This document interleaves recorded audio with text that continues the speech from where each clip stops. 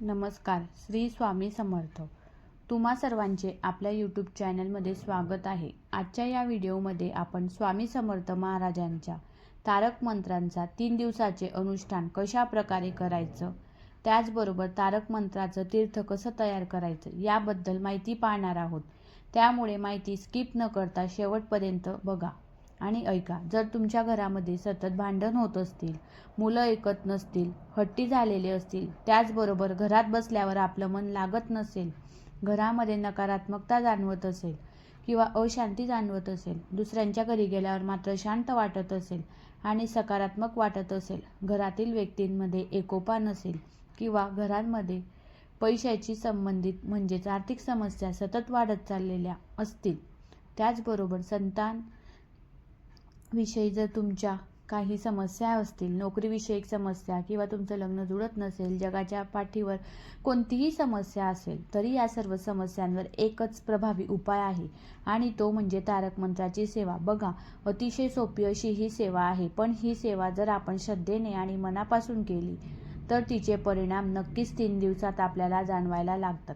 जी काही आपण तारक मंत्रच्या 3 दिवसाची सेवा करणार आहे किंवा 3 दिवसाचे अनुष्ठान करणार आहोत, हे अनुष्ठान आपण जर श्रद्धेने, मनापासून आणि सर्वात महत्त्वाचं म्हणजे स्वामींवर असलेल्या विश्वासाने केलं तर नक्कीच अनेक भक्तांच्या अनुभवातून सिद्ध झालेलं आहे की ही सेवा खरंच 100% प्रभावी आहे. आणि म्हणून कोणत्याही अडचणींमध्ये असाल तर तुम्हाला ही तारक मंत्र या 3 दिवसाच्या अनुष्ठानाची सेवा नक्की करायची आहे. नक्कीच तुम्हाला लवकरात लवकर चांगले अनुभव यायला लागतील आणि म्हणूनच हा व्हिडिओ शेवटपर्यंत नक्की पहा आणि माहिती आवडल्यास चॅनलला सबस्क्राईब करा आणि व्हिडिओला तुमच्या फॅमिलीसोबत शेअर करा. आता आपण बघूया की तारक मंत्राच्या या 3 दिवसाच्या अनुष्ठानाची सेवा कशा प्रकारे करायची आहे. सर्वप्रथम आपल्याला बघा, तारक मंत्राच्या नावातच त्याचा अर्थ दडलेला आहे. तारक मंत्र म्हणजे तारून नेणारा. तारक म्हणजे काय तर तारून नेणारा म्हणजेच आपण ज्या संकटात अडकलेलो आहोत तेव्हा त्या संकटातून आपल्याला बाहेर काढणारा मंत्र म्हणजे तारक मंत्र. हा मंत्र स्वतः स्वामी महाराजांनी रचलेला आहे.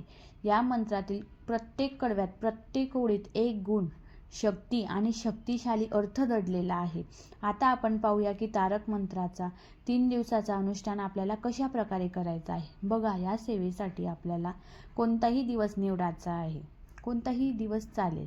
बघा, कोणताही दिवस हा खास दिवस नसतो. आपल्याला कोणताही दिवस, तिथी किंवा मुहूर्त पाहण्याची गरज नाही. सर्वच दिवस खास असतात. तसं पाहिलं तर आपण म्हणतो स्वामींचा वार गुरुवार आहे. पण खरं सांगायचं झालं, ज्या दिवशी तुमच्या मनात येईल की मी आजपासून तारक मंत्राची सेवा करणार आहे, तोच दिवस शुभ आहे. त्याच दिवशी सुरुवात करा. फक्त सेवेपूर्वी जर तुम्हाला शक्य असेल तर आदल्या दिवशी स्वामी महाराजांच्या मठात किंवा मंदिरात जा. महाराजांना नारळ, खडी, साखर, फूल आणि अगरबत्ती अर्पण करा. स्वामी महाराजांना तेथे गेल्यानंतर मनापासून मुजरा करा आणि स्वामी महाराजांना आपल्याला तेथे बसून सांगायचं आहे की स्वामी महाराज, मी आजपासून तुमचं 3 दिवसाचं तारक मंत्राचे अनुष्ठान करणार आहे.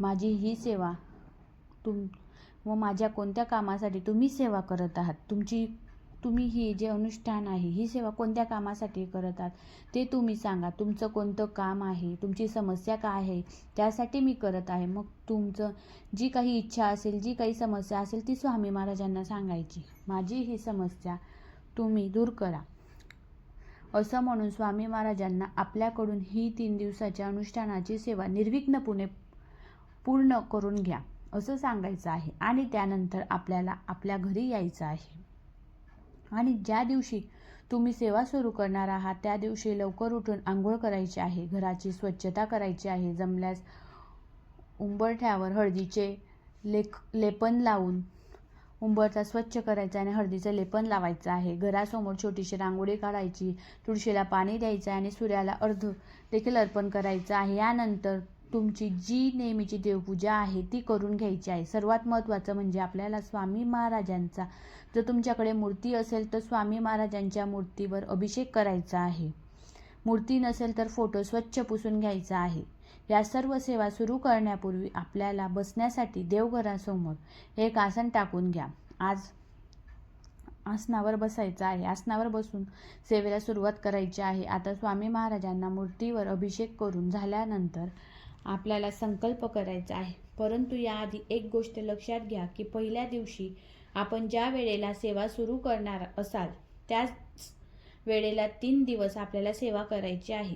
तिन्ही दिवशी त्याच वेळेला सेवा करणं अत्यंत आवश्यक आहे. आता पहिल्या दिवशी स्वामी महाराजांचा आपल्याला संकल्प करायचा आहे, कारण कोणतीही सेवा संकल्पशिवाय पूर्णत्वास जात नाही. आता संकल्प कसा करायचा आपल्या सर्वांनाच माहीत आहे. संकल्प करताना उजव्या हातात पाणी घ्या, त्यामध्ये एक फूल, गंध, हळद, कुंकू, अक्षता घ्या आणि स्वामी महाराजांना सांगा, हे स्वामी महाराज, मी माझं नावाचा, तुमचं नाव जे असेल ते नाव घ्या, तुमचं जे काही गोत्र असेल ते घ्या. जर गोत्र लक्षात माहीत नसेल तर कसे गोत्र सांगायचं, तर गोत्राचं नाव घ्यायचं आहे, तुमच्या गोत्राचं जर काही नाव असेल तर. आणि तुमच्या जीवनामध्ये काय समस्या आहे ते स्वामींना सांगा आणि अडचणी नष्ट व्हाव्या म्हणून मी तुमचे 3 दिवसाचं तारक मंत्राने अनुष्ठान करत आहे. माझी ही सेवा तुमच्या कृपेने पूर्ण होऊ द्या आणि माझ्या मनातील ज्या काही इच्छा आहे त्या पूर्ण करा, असा संकल्प करा स्वामी महाराजांसमोर बसून.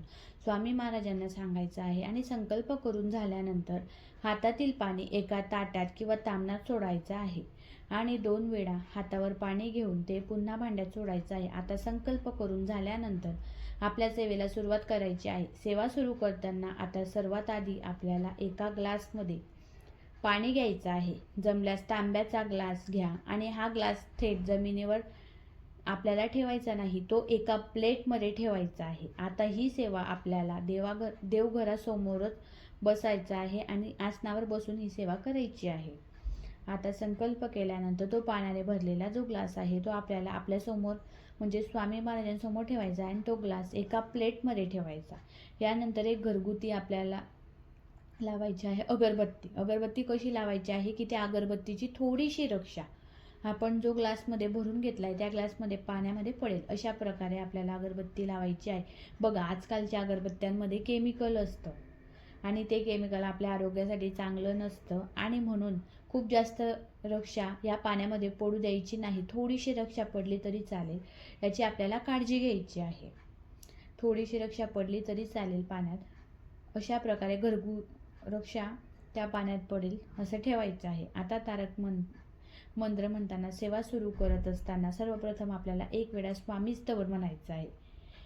1 वेळा सर्वात आधी स्वामी स्तवन म्हणा, नंतर 1 माळ स्वामी समर्थ महाराजांच्या नामाचा जो जप आहे तो करायचा आहे आणि नंतरच तारक मंत्राच्या सेवेला अनुष्ठान जे आहे आपण करणार आहोत 3 दिवसाचं त्याला सुरुवात करायची आहे. आता स्वामी स्तवन आणि 1 स्वामी नामाचा जप करून झाल्यानंतर आपल्याला आपला जो काही उजवा हात आहे तो उजवा हात त्या ग्लासवर ठेवायचा आहे.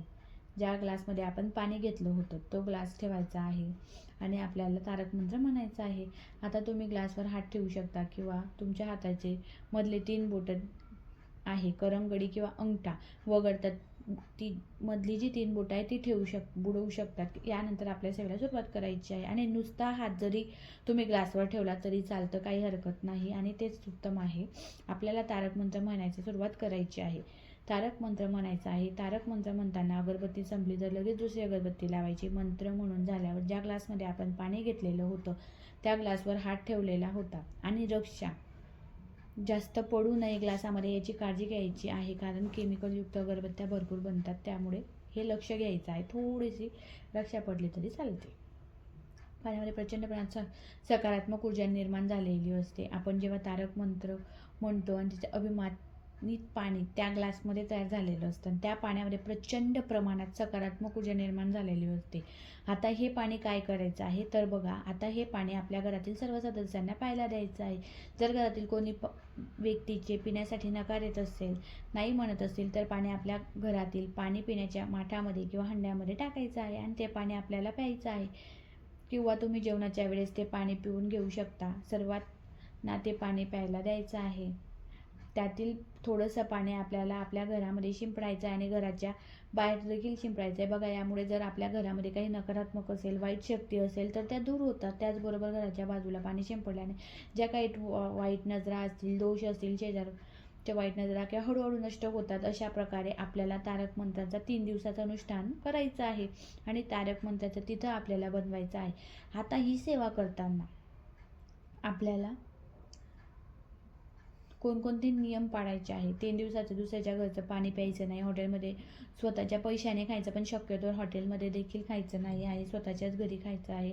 त्या व्यक्तीचे मूळ आपण 3 दिवसाचा तारक मंत्र म्हणतात, पण तो पूर्ण होईपर्यंत बाहेरगावी जायला टाळायचा आहे. परंतु जर नोकरीसाठी जायचं असेल तर जाऊ शकता. आता 3 दिवस स्वामी महाराजांची स्वामी महाराजांची आरती करा. तुम्हाला जर जमलं तर सकाळ संध्याकाळ दुपार तिन्ही वेळेसाठी आरती करू शकता. सकाळी किंवा संध्याकाळी दोन्ही वेळेस तुम्ही आरती करू शकता. त्याचबरोबर जे आपण रोज जेवण बनवतो सकाळ संध्याकाळ ते स्वामी महाराजांना त्याचा नैवेद्य दाखवायला द्या आणि मग तोच नैवेद्य आपल्याला प्रसाद म्हणून घरातील सर्व व्यक्तींना खायचा आहे. अशा प्रकारे या सेवेचे नियम आहेत. हे सेवा अतिशय साधी, सोपी आणि कमी वेळेत होणार आहे. सेवा वादविवाद, कटकटे होत असतील, नोकरी विवाहाच्या अडचणी असेल, नोकरीच्या अडचणी, नकारात्मकता असेल किंवा कोणत्याही समस्या असेल, या सर्व समस्यांवर रामबाण औषध म्हणजे तारक मंत्राची 3 दिवसाच्या अनुष्ठानाची सेवा. अनेक भाविकांना या सेवेमुळे पहिल्याच दिवशी अनुभव आलेला आहे. फक्त 3 दिवस ही सेवा मनापासून करून बघा. चांगला अनुभव आल्याशिवाय राहणार नाही. आणि जर समजा नाहीच अनुभव आला तर नाराज व्हायचं नाही, निराश व्हायचं नाही. पुन्हा नव्याने सेवेला सुरुवात करायची आहे. आपण फक्त जी सेवा तुम्ही करणार आहात ती अतिशय मनापासून मनोभावे तुमची सेवा असली पाहिजे. आणि सर्वात महत्त्वाचं असतं ते म्हणजे तुमचा स्वामींवरील विश्वास. तुमचा जर स्वामी समर्थ महाराजांवर विश्वास अतूट असेल, तुमची सेवा तुम्ही अतिशय मनभावे करत असाल, विश्वासाने करत असाल, तर नक्कीच या सेवेने तुम्हाला चांगला अनुभव आल्याशिवाय राहणार नाही. तुमच्या ज्या काही इच्छा आहेत त्या नक्कीच स्वामी महाराज पूर्ण करतील. तर माहिती आवडली असेल तर चॅनलला सबस्क्राईब करा. हा व्हिडिओ तुमच्या परिवारासोबत शेअर करा. कमेंटमध्ये नक्की लिहा श्री स्वामी समर्थ लिहायला विसरू नका. पुन्हा भेटू नवीन आणि प्रभावी माहितीसोबत. तोपर्यंत धन्यवाद. श्री स्वामी समर्थ.